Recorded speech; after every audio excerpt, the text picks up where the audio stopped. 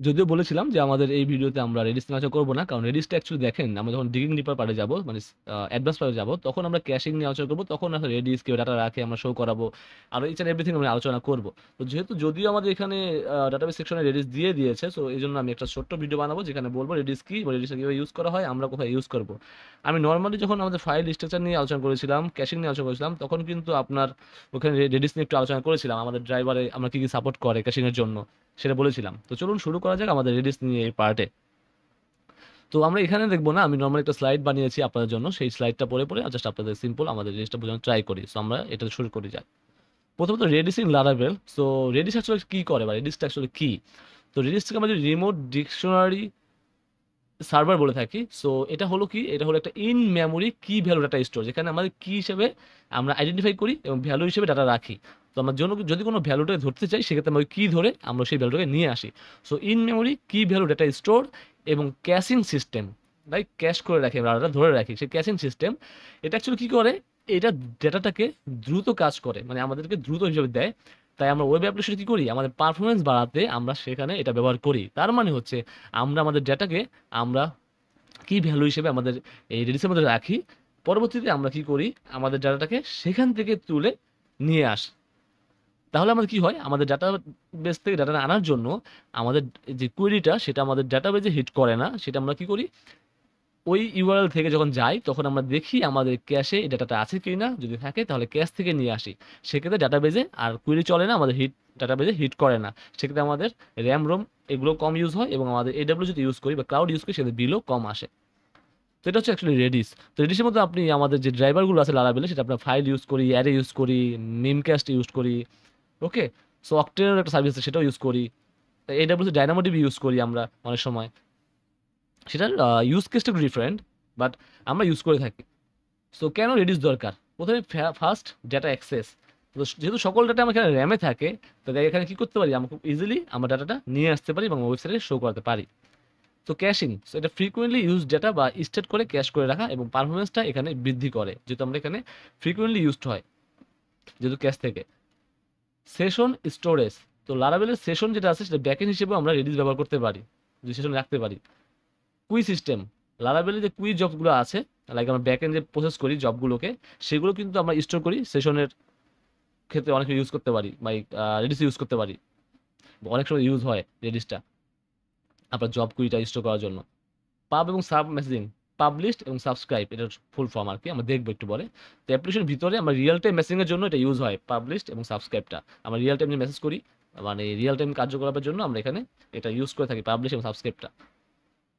তো reddish set up লারাবেল, আমরা লারাবেলে set up করার জন্য দুইটা মেইন ক্লায়েন্ট আছে, একটা হচ্ছে পিএইচপি রেডিস সেটা হচ্ছে এক্সটেনশন বেস, এবং পি রেডিস এটা হচ্ছে pure PHP library.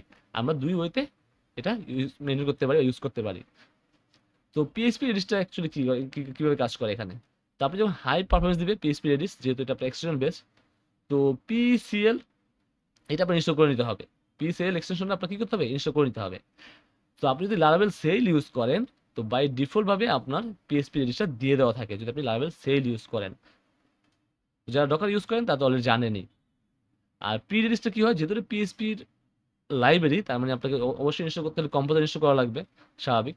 So composer যদি আমরা জানি যে কোনো পিএইচপি লাইব্রেরি বা প্যাকেজ ইউজ করে একদম সহজ। সো আপনাকে সেট আপ করা ও সহজ, যার জন্য আপনার কোনো এক্সটেনশন লাগবে না, যেহেতু এটা আপনি লাইব্রেরি। সো লারাবেল সাপোর্টেড ক্যাশ ড্রাইভারগুলো কী কী, যেটা আমি একটু বললাম। প্রথম বাই ডিফল্ট ফাইল থাকে, যেটা আমার একটা ফাইল তৈরি হয় ক্যাশ ফোল্ডারের মধ্যে, সেখানে ফাইল আকারে সব থেকে থাকে, লাইক আপনি স্মল অ্যাপ বা লোকাল কাজ করার জন্য এটা ঠিক আছে, বাট প্রোডাকশনের জন্য কখনোই ফাইল বেটার না। ডেটাবেস, সো ডেটাবেজে একটা টেবিল থাকে, সো সেই টেবিলে আপনি চাইলে রাখতে পারেন। তো এটা সিম্পল শেয়ার হোস্টিং হলে সেক্ষেত্রে আপনি ক্যাশিংটা ইউজ করতে পারেন, যেখানে আপনার register not available, okay, use করা কঠিন। তো সেক্ষেত্রে আপনি ডেটাবেজের টেবিল আকারে রাখতে পারেন। দেন হচ্ছে অ্যারে, সো এটা হচ্ছে আপনার ক্যাশ, এটা রান টাইমে থাকবে, মেমোরিতে থাকে আর কি, সেক্ষেত্রে আপনি দ্রুত ডাটা নিয়ে আসতে পারেন। মিম ক্যাশ, এটা হচ্ছে এটাও একটা রিসের মতোই ইন কিপ এর ভ্যালু হিসেবে স্টোর হয়, সো ডিস্ট্রিবিউট সিস্টেমের জন্য ইউজড হয়। অ্যান্ড রেডি, যেটা আমি আলোচনা করব সেটাও ইন মেমোরি কি ভ্যালু স্টোর করে, যেটা আমরা হাই পারফরমেন্স অ্যাপ্লিকেশনের জন্য আমরা ইউজ করে থাকি, লাইক আমি যেখানে জব করি সেখানে আমরা রেডিসি ইউজ করি। দেন ডাইনামো ডিবি, এটা হচ্ছে এডব্লিউএস এর নো এসকিউএল ক্যাশিং সলিউশন বলতে পারেন। সো এডব্লিউএস হেভি ইকোসিস্টেমে এটা ইউজ কেস হয়। দেন হচ্ছে অকটেন ক্যাশ।